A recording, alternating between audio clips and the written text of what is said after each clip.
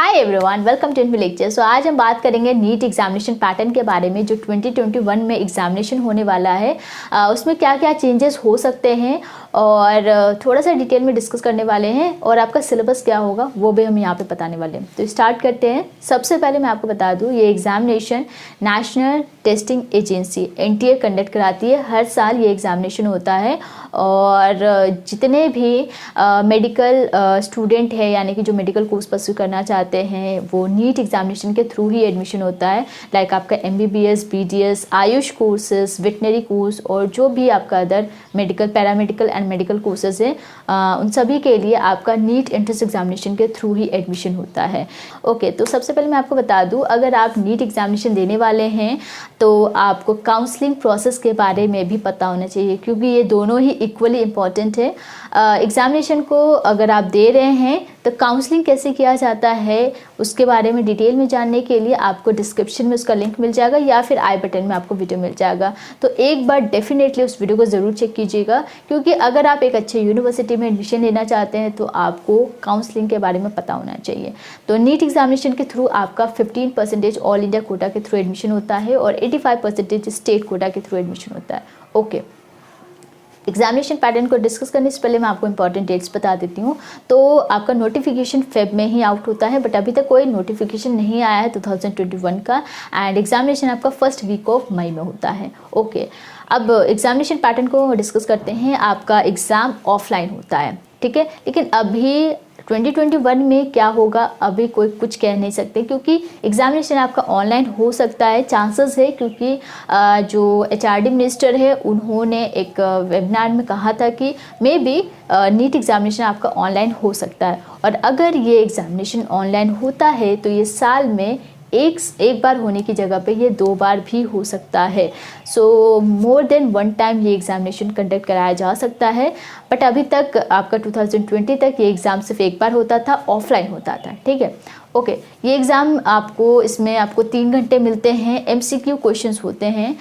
Total 3 sections होते हैं, physics, chemistry, biology. Biology में आपका बॉटनी एंड जूलॉजी होता है और 45 क्वेश्चंस होते हैं फिजिक्स में। केमिस्ट्री में 45 क्वेश्चंस होते हैं। बायोलॉजी में आपके 90 क्वेश्चंस होते हैं जिसमें बॉटनी में 45 क्वेश्चन एंड जूलॉजी में 45 क्वेश्चंस होते हैं। एक क्वेश्चन आपका 4 मार्क्स का होता है और नेगेटिव मार्किंग होती है 1। दैट मीन्स अगर आपका कोई भी क्वेश्चन गलत होता है तो 1 मार्क आपका एक्स्ट्रा डिडक्ट हो जाता है। इन केस आपने कोई भी क्वेश्चन में मल्टीपल आंसर को टिक किया है तो उस क्वेश्चन में आपको नेगेटिव मार्किंग मिलती है। दैट मीन्स उसे रॉन्ग कंसीडर किया जाएगा। सो टोटल 180 क्वेश्चंस होते हैं। तीनों ही सेक्शन को सम अप करके 720 मार्क्स का ये पेपर है जिसमें 3 घंटे मिलते हैं। ओके, लैंग्वेजेस की बात करें तो इस एग्ज़ाम को आप हिंदी, इंग्लिश के अलावा गुजराती, बंगाली, मराठी, उर्दू जैसे लैंग्वेज में आप ये एग्जामिनेशन दे सकते हैं। तो लिस्ट यहाँ पे लैंग्वेजेस की आप देख सकते हैं। गाइज, अगर आप इंग्लिश लैंग्वेज ऑप्ट करते हैं तो आपका जो एग्ज़ाम पेपर है उसमें जो क्वेश्चंस है वो सिर्फ और सिर्फ इंग्लिश लैंग्वेज में होगा। बट अगर आप हिंदी चूज़ करते हैं तो क्वेश्चन आपका हिंदी एंड इंग्लिश दोनों लैंग्वेज में होंगे, ठीक है। अगर आप रीजनल लैंग्वेज चूज़ कर रहे हैं तो भी आपका बाइलिंगुअल होगा यानी कि आपका रीजनल लैंग्वेज होगा प्लस इंग्लिश में भी आपके क्वेश्चंस होंगे। तो यह आप पे है कि आप कौन सा लैंग्वेज चूज़ करते हैं। सिलेबस की बात करें तो जो भी आपका ऑफिशियली प्रिस्क्राइब्ड सिलेबस है जो MCI medical council of India के थ्रू सिलेबस को प्रिस्क्राइब किया जाता है वो आपका सिलेबस है यानी कि क्लास 11th एंड 12th के पर्टिकुलर चूजन टॉपिक्स होते हैं। तो डिस्क्रिप्शन में आपको एक आर्टिकल का लिंक मिल जाएगा, वहाँ से आप ऑफिशियल जो भी आपका 2021 का अभी तक नोटिफिकेशन नहीं आया है बट जैसे ही आएगा आपको ऑफिशियल सिलेबस आपको मिल जाएगा। तो डिस्क्रिप्शन में आर्टिकल है उसे एक बार ज़रूर चेक कीजिए एंड वही आपका मेन सिलेबस है नीट 2021 एग्जामिनेशन का। एंड एज लिमिट को लेकर काफ़ी डाउट है स्टूडेंट के माइंड में, तो मैं आपको बता दूं जो लोअर एज लिमिट है वो 17 ईयर्स है। यानी कि आपका 31 दिसंबर तक आपका 17 ईयर्स कंप्लीट हो जाना चाहिए जिस भी ईयर में आपका एग्जामिनेशन हो रहा है। एंड अपर एज लिमिट यहाँ पे नहीं दिया गया है। पहले आपका अपर एज लिमिट होता था 25 ईयर्स और 5 ईयर एज रिलैक्सेशन होता था रिजर्व्ड कैटेगरी कैंडिडेट के लिए।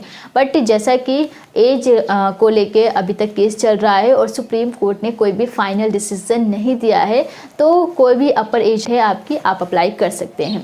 अब बात करते हैं कि एग्ज़ामिनेशन ऑनलाइन होगा या ऑफलाइन। तो गाइस जिस हिसाब से जे एग्ज़ाम की अगर हम बात करें तो ये एग्ज़ाम जब HRD मिनिस्टर ने कहा था कि मे भी वो एग्ज़ाम को 4 बार कंडक्ट करा सकते हैं, तो उसके लिए उन्होंने फाइनल डिसीज़न में भी उन्होंने बताया कि अब ये एग्ज़ामिनेशन यानी कि JEE मेन का जो एग्ज़ाम है वो 4 बार कंडक्ट होगा। तो उसके बेसिस पे अगर हम इस एग्ज़ाम को देखें तो इसके लिए भी HRD मिनिस्टर ने कहा था कि ये एग्ज़ामिनेशन में भी ऑनलाइन हो सकता है।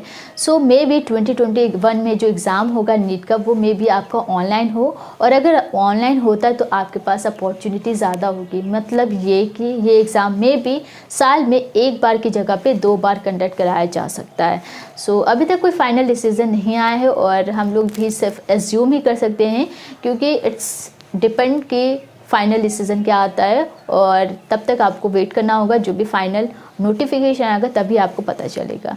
तो उसके लिए आप इस चैनल को सब्सक्राइब कर सकते हैं, साथ ही साथ नोटिफिकेशन को ऑन कर लीजिए ताकि आपको टाइम टू टाइम इन्फॉर्मेशन मिल जाए कि ये एग्ज़ामिनेशन ऑफलाइन होगा या ऑनलाइन होगा, ये साल में कितनी बार होगा। तो आज के लिए बस इतना ही। Thank you so much and take care.